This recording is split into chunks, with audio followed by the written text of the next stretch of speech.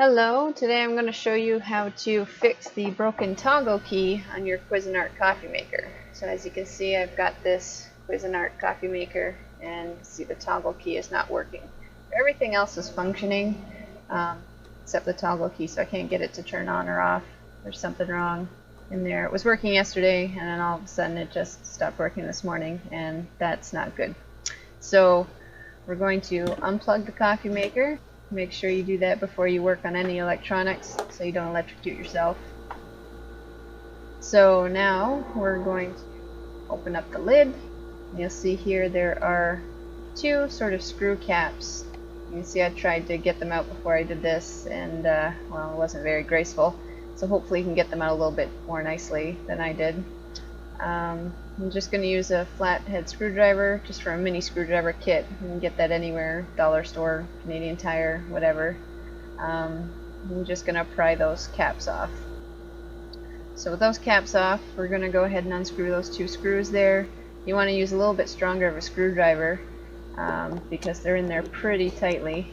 They don't want you to just be able to get in there and do whatever you want, so make sure you use a little pressure for that. And then what we're going to do is we're going to put the lid down, and now we have to remove this entire upper part here.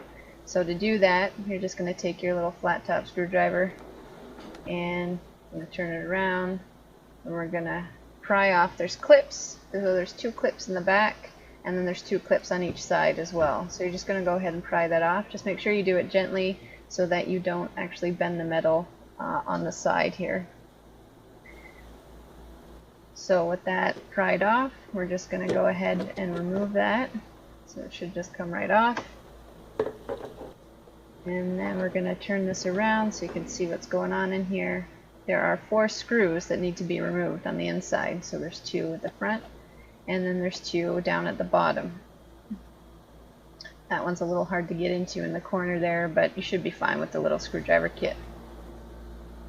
So with those removed, I'm just going to spin it back around here, and you can see on the top there's a white sort of silicone coating to protect the circuit board. So you're just going to have to kind of scrape that open. So just take your flathead screwdriver and just kind of run it along here, and it should just come loose. So then you should be able to just pull this right out the front. You can see just like that, should just slide right out. And there is the circuit board that we need to get to. So then we're just going to unplug this from the power source right here. So we can just go ahead and unplug that. Don't use too much force, it should just come out if you just give it a little pull. So there's our faceplate. So now what we're going to do is we're going to remove this circuit board here. So there's 3 screws. There's 1, 2, and 3. So we're just going to go ahead and unscrew that. You can see each screw also has a little plastic washer on it, so make sure you get those off as well. So this should just come right out. So there's the piece that we want right there. So you can see there's these little gold contacts, and that's what we're going to need to work on. Not this long one here, but these 2 smaller ones are the ones giving us trouble when we turn it on and off. So you can see up here, this is the toggle key part right here, and you see it's got like little feet on it, and I think it's the feet that are not touching, and you don't want to mess around too much with the toggle keys. You don't want to damage that.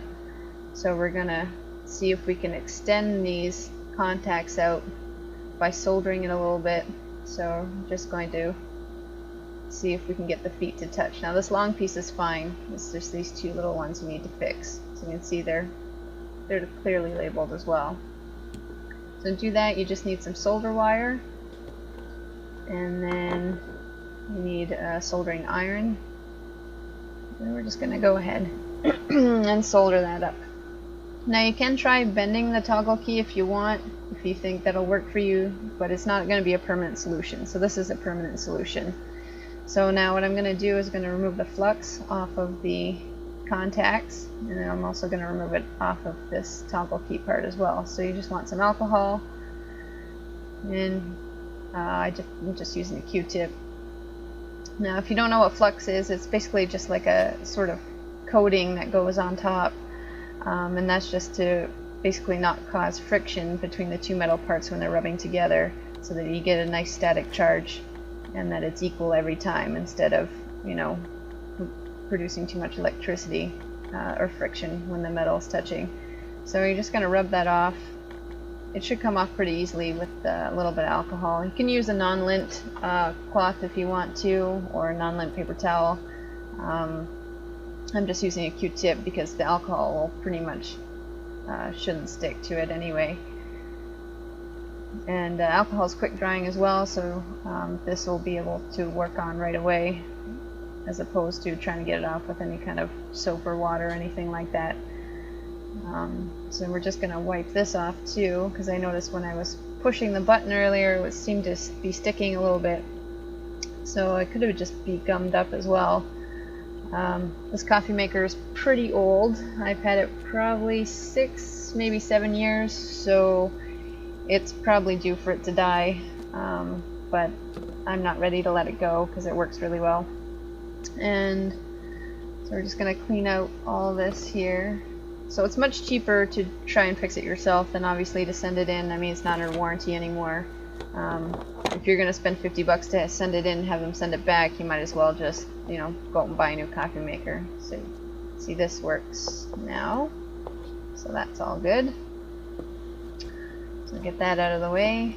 So now we're going to solder on our little pieces onto our contacts. So we just want to sort of just raise them up a little bit. So you're just going to take your solder wire, and you're just going to stick it on your contact, and then you're just going to solder it on right on top of there.